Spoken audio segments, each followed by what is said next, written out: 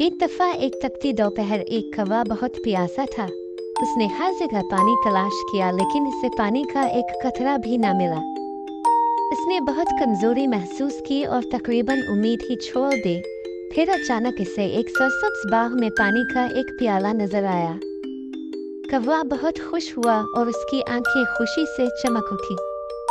वो फौरन पानी के इस प्याले की तरफ उड़ा।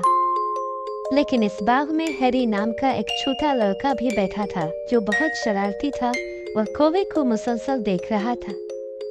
कौवे को पानी की तरफ देखकर हैरी को एक शरारत सूझी और कौवे के पहुंचने से पहले ही इसने प्याले से पानी फेंक दिया। ये देखकर कौवा फिर उदास हो गया और वो बाग से जाने ही वाला था कि अचानक एक झाड़ी से एक टिड्डा नमूदार हुआ और इसने हैरी की उम्मीद पर काट लिया। हैरी दर्द से चीख रहा था। कौवा हैरी की मदद करने से खुद को रोक नहीं सका और उसने फौरन अपनी चोंच की मदद से हैरी की उंगली से टिड्डे को खींचकर फेंक दिया। कौवे की इस तर्ज अमल से हैरी को अपनी गलती का एहसास हुआ और उसने कौवे से मुआफी मांगी। कौवे ने हैरी को मुआफ कर दिया और वो दोस्त बन गए। और फिर हैरी ने प्यास बुझाने के लिए अपनी पानी की बोतल कौवे को पेश की।